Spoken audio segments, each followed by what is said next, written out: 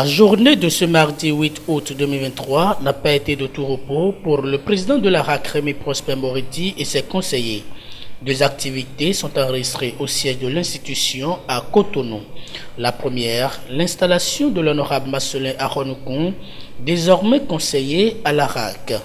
Il vient ainsi combler le vide observé suite au décès le 18 mai 2023 de l'ex-conseillère Belekessou Ali Machifa.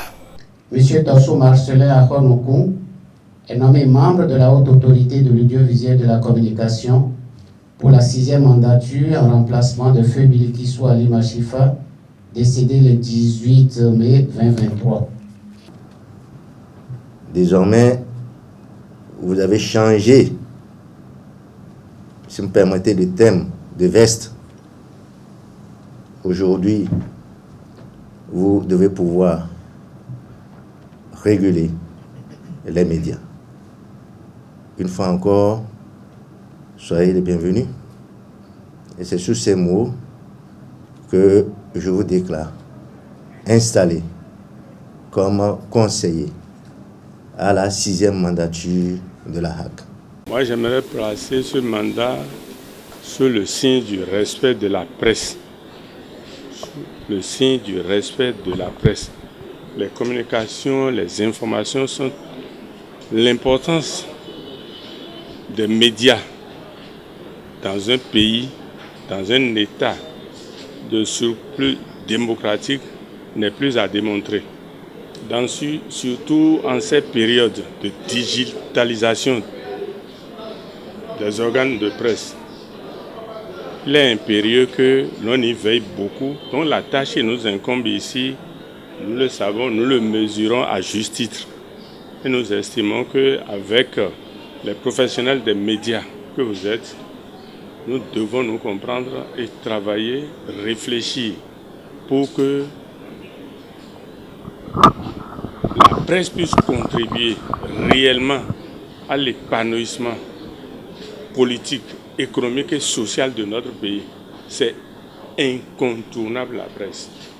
C'est désormais chose faite. La haute autorité de l'audiovisuel de la communication remet de façon officielle la carte de presse aux professionnels des médias.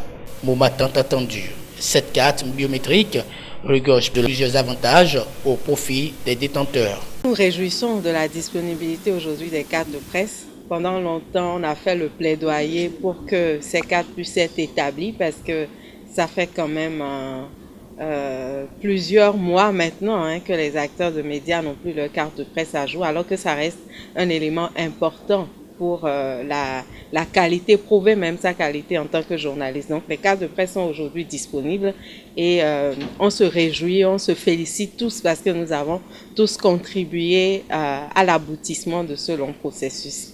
Le message important aujourd'hui, c'est surtout inviter les acteurs des médias à rester mobilisés comme d'habitude et à sortir massivement pour récupérer leur carte de presse. Au moment du retrait de la carte, il faut prouver sa qualité en tant que journaliste et quand on regarde le temps depuis le lancement, le dépôt des différents dossiers pour l'établissement de la carte à aujourd'hui, il y a eu beaucoup de mutations. Il y en a qui ne sont plus dans des organes, il y en a qui ne sont plus également en position de journaliste. Donc c'est important aujourd'hui pour qu'en allant récupérer sa carte, on puisse prouver sa qualité actuelle. Est-ce qu'on est toujours journaliste? Est-ce qu'on est dans un organe? Est-ce qu'on n'est plus dans son organe d'origine? Et l'autre particularité aussi par rapport à ces nouvelles cartes-là qui sont disponibles, c'est que on peut se faire établir la carte à tout moment. Donc, il y a une nouvelle dynamique dans la délivrance de la carte de presse et toutes les personnes qui se retrouvent dans une nouvelle situation peuvent demander leur carte à tout moment. Et c'est la deuxième activité enregistrée ce mercredi 8 août 2023 au siège de la RAC à Cotonou.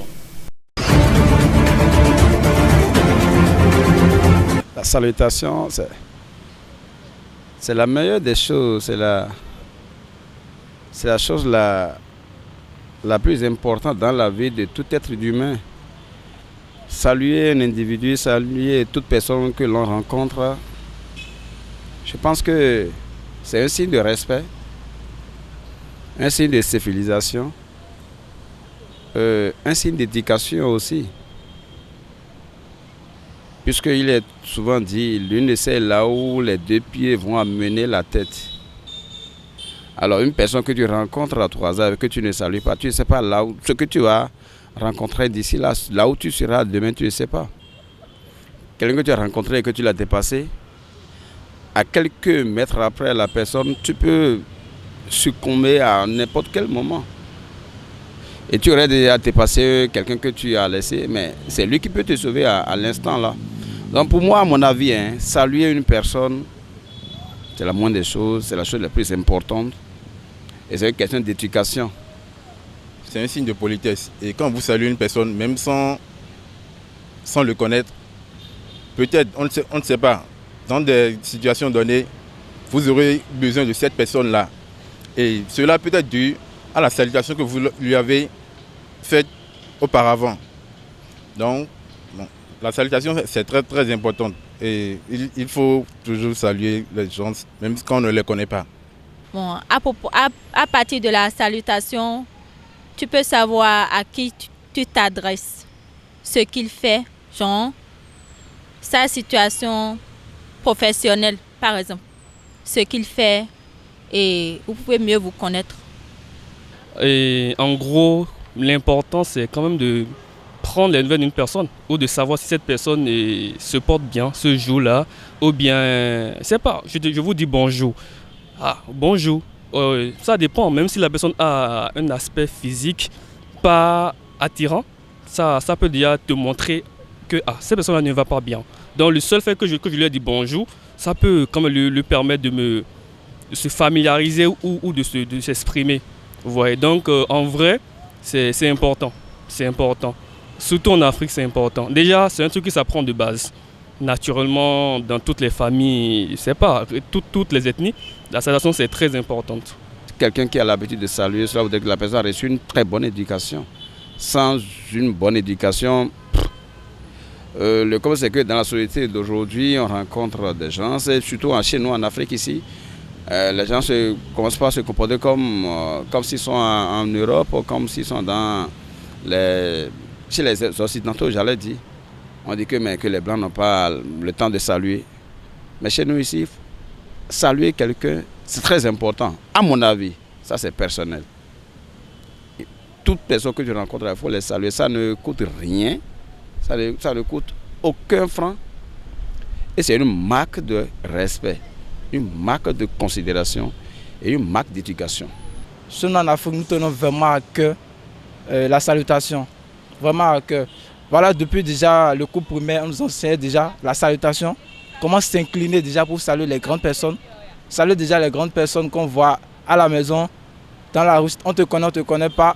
L'important c'est de te saluer. Donc nous avons tout notre concept en fait, de la salutation.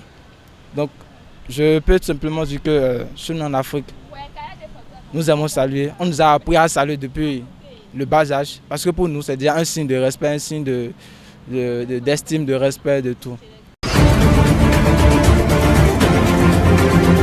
Pour nous préparer à une éventuelle menace nucléaire, nous avons demandé l'appui de l'Agence internationale de l'énergie atomique pour nous accompagner. Et au total, nous sommes actuellement à la 4e activité qui a été organisée dans ce cadre. Et à l'issue de cette formation qui regroupe 25 personnes, nous serons suffisamment aguerris pour, premièrement, faire de la détection en cas où il y aurait des matières radioactives et intervenir au cas où il y aurait une menace nucléaire. Ce ne sont pas les commissaires qui vont me démentir, puisque nous savons ce que nous vivons dans notre commune par rapport à l'épanouissement, aux freins qui empêchent les femmes de s'épanouir dans notre commune. 389 cas de violence basés sur le genre ont été répertoriés sur la période allant du 1er janvier au 14 juillet 2023 dans le département du Mono. Dans la commune de Riobé, 28 femmes ont été victimes de violences basées sur le genre et elles ont été prises en charge. Alors, les services que nous offrons à l'INF sont des services d'ordre juridique, d'ordre judiciaire, et nous offrons aussi des services liés à l'assistance des victimes. Le chef de l'État a à cœur la problématique de la femme.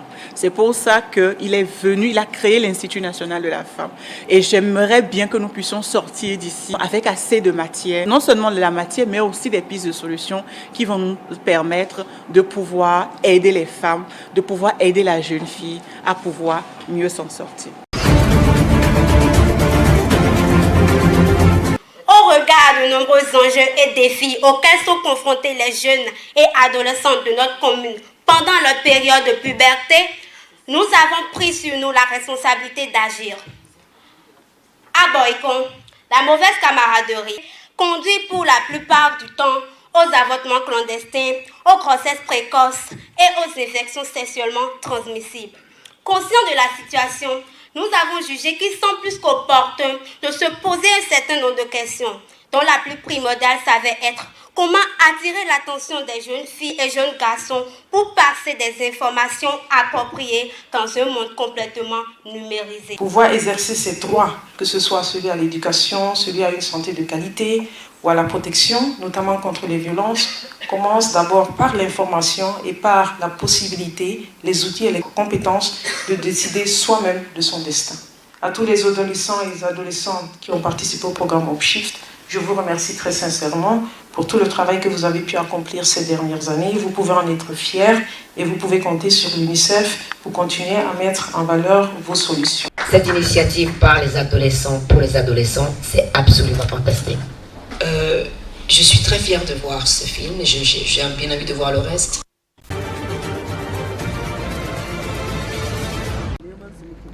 Plusieurs camions de vivres quittant ou allant au Nigeria ont été bloqués du côté de Djibia à la frontière avec le Niger. La CEDEAO, dont le Nigeria est membre, a sanctionné le Niger après le coup d'État qui a destitué le président démocratiquement élu Mohamed Bazoum.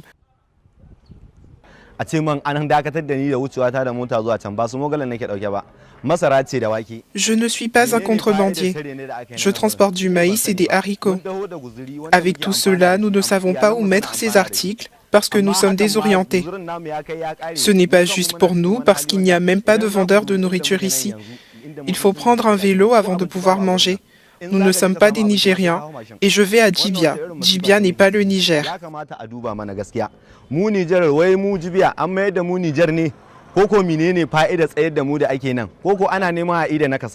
Les relations entre le Niger et la CEDEAO se détériorent de jour en jour alors que la date limite pour une action militaire contre la junte à l'origine du coup d'État a expiré il y a quelques jours.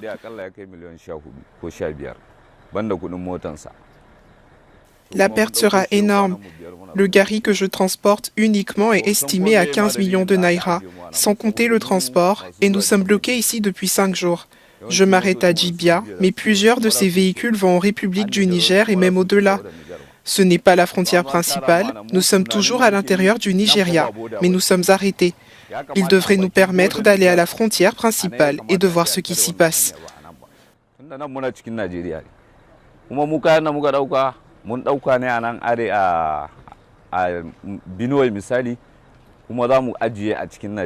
Au-delà du blocus économique imposé par la CEDEAO, plusieurs pays et organisations internationales ont remis en question leur aide financière, dont la France et l'Allemagne.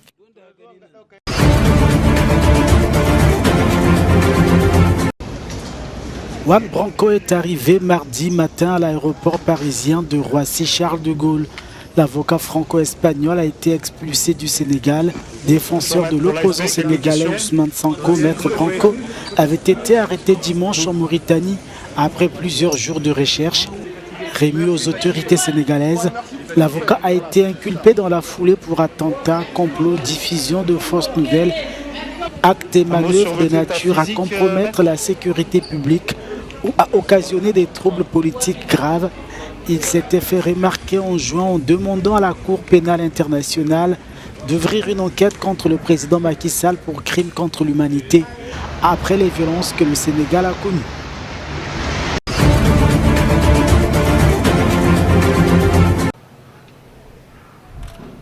Les ventes de tabac du Malawi ont augmenté pour atteindre environ 282 millions de dollars au cours de la saison 2023 qui s'est achevée la semaine dernière contre 182 millions de dollars l'année précédente, a annoncé lundi la commission du tabac. Le Malawi est le premier exportateur mondial de tabac de la variété Burley, ce qui fait de la plante sa principale source de devises étrangères. Bien qu'en hausse par rapport à l'année précédente, les ventes de tabac du Malawi pour la saison 2023 sont inférieures à celles des années précédentes qui dépassaient 350 millions de dollars. Un phénomène qui s'explique notamment par une baisse de la consommation de tabac au niveau mondial.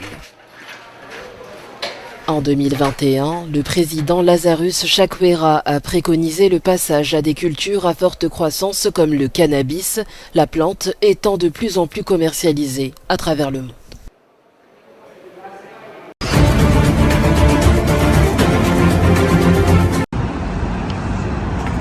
L'Ouganda devra se passer de l'aide financière de la Banque mondiale. L'institution internationale a annoncé suspendre l'octroi de nouveaux prêts au gouvernement ougandais après la promulgation en mai dernier de la loi anti-LGBTQ. Dans un communiqué publié mardi, la Banque mondiale a justifié cette décision en précisant que la loi, considérée comme l'une des plus répressives au monde, allait fondamentalement à l'encontre des valeurs de l'institution. Ajay Banga, le nouveau président de la Banque mondiale qui a pris ses fonctions en juin, a subi des pressions pour réagir à la loi ougandaise. Le 15 juin, 170 groupes civiques l'ont exhorté à prendre des mesures spécifiques, concrètes et opportunes en réponse à cette loi, notamment en suspendant tout prêt actuel et à venir. Le pays d'Afrique de l'Est a réagi en qualifiant cette décision d'injuste et d'hypocrite. Rappelons-le qu'en dépit des menaces de sanctions brandies par certains pays occidentaux peu après la promulgation de la loi, le président ougandais Yoweri Museveni avait assuré, je cite, « Personne ne nous fera bouger ». La loi baptisée Anti-homosexualité 2023 prévoit de lourdes peines allant jusqu'à la peine de mort pour toute personne ayant des relations homosexuelles.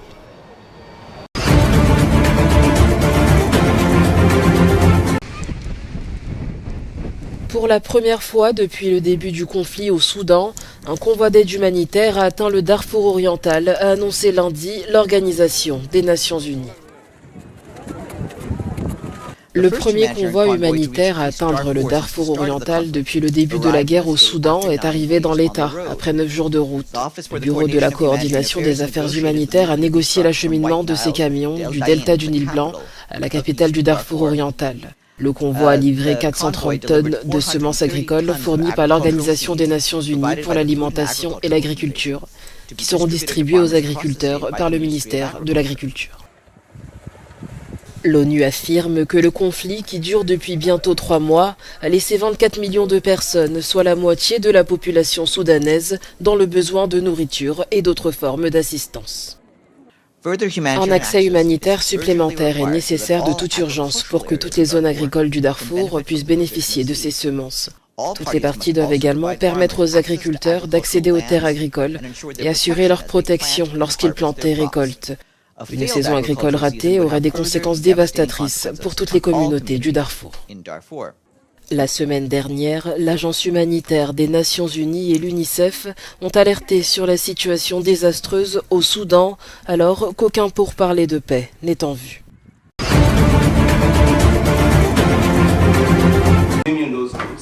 « 14 soldats sierra-léonais, 3 officiers de police et 2 civils ont été arrêtés et font l'objet d'une enquête pour subversion, tandis que 8 autres sont recherchés, a déclaré l'inspecteur général William Fayo-Selou lors d'une conférence de presse mardi. Ces arrestations survenues la semaine dernière ont permis de prévenir plusieurs attaques violentes à l'occasion de l'anniversaire des émeutes meurtrières d'août 2022, précise le général Selou. Au cours des enquêtes, nous avons procédé à un certain nombre d'arrestations et ces arrestations sont fondées sur des preuves. À l'heure où je vous parle, nous avons actuellement sous notre garde 8 officiers de niveau intermédiaire des forces armées de la République de Sierra Leone.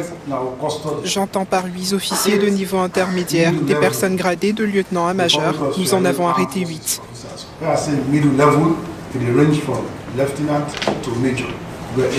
Le 10 août dernier, des manifestations économiques et politiques dans la capitale Freetown et dans d'autres villes ont dégénéré en affrontements meurtriers. 27 civils et 6 policiers ont trouvé la mort selon les chiffres officiels. Face à tout cela, en tant que dispositif de sécurité, nous voulons assurer le public que nous sommes entièrement en contrôle, que nous sommes entièrement en charge et que nous avons les choses en main. Lundi, le ministre de la Communication libérien a déclaré qu'un ancien commissaire de police limogé en 2020 avait été arrêté à la demande des autorités sierra-léonaises. Selon le chef de la police, la Sierra Leone aurait également fait appel à Interpol pour l'aider à extrader tout suspect trouvé à l'étranger.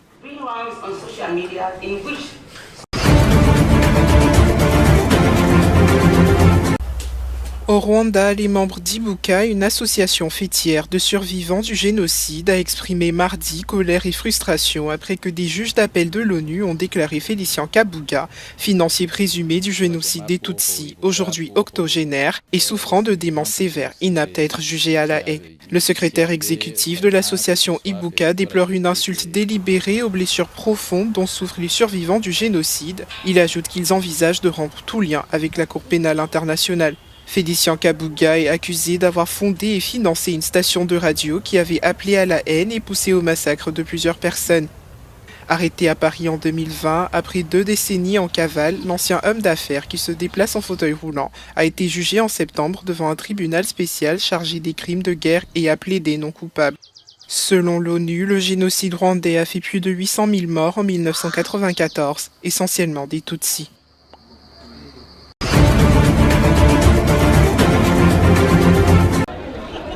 Les chauffeurs de taxis collectifs de la ville du Cap en Afrique du Sud ont débrayé. Ils protestent contre une disposition ordonnant la saisie des véhicules, même pour des infractions mineures. La grève déclenchée jeudi a pris une tournure violente, faisant déjà 3 morts. En tant qu'industrie du taxi, c'est comme s'il n'y avait pas de travail, pas de salaire. Alors oui, nous en ressentons les effets, surtout pour les propriétaires. C'est comme des acomptes sur les véhicules qu'il faut payer. En fin de compte, ils en ressentent les effets. Nous en ressentons tous les effets. Sur la chaussée, des épaves des véhicules encore fumantes témoignent de l'ampleur du mouvement. Les autorités locales redoutent son impact sur le tourisme. Toute grève des taxis comme celle-ci qui dure des jours et des jours va être très préjudiciable à notre économie et à l'économie du tourisme en particulier au regard des messages qui circulent dans le monde entier et des images des violences perpétrées par ces exploitants de taxis. Tout le monde doit ravaler sa fierté, tout le monde doit cesser d'être arrogant et cela se fait non pas aux dépens des personnes qui refusent de résoudre le problème.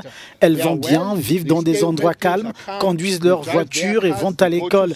Mais les gens qui souffrent, ce sont des enfants noirs ordinaires. Le Conseil national sud-africain des taxis a déclaré que 6 000 véhicules avaient été saisis depuis le début de l'année, rendant irrévocable leur action. Pour moi, être au chômage, c'en est assez. J'ai des gens qui dépendent de moi. Manquer le travail, c'est difficile et ce n'est pas toujours ce que mes patrons veulent savoir. Ils veulent que nous soyons au travail, ils veulent que nous produisions. Après l'échec des négociations du week-end, les grévistes ont reconduit leur mouvement jusqu'à mercredi.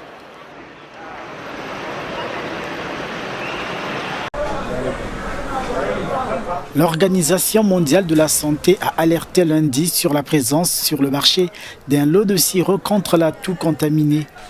Call Out, c'est le nom de ce produit découvert en Irak mais fabriqué en Inde. Ce lot d'antitoussif contenait 0,25% de diéthylène glycol et 2,1% d'éthylène glycol, loin de la limite fixée à 0,10%, alors que des garanties de sécurité concernant ce médicament n'ont toujours pas été fournies. La consommation des sirops fabriqués en Inde serait à l'origine du décès d'au moins 89 enfants en Gambie et en Ouzbékistan l'année dernière. Au Cameroun aussi, des produits sortis des laboratoires indiens sont accusés d'avoir provoqué des décès d'enfants, ce que contestent les firmes indiennes incriminées.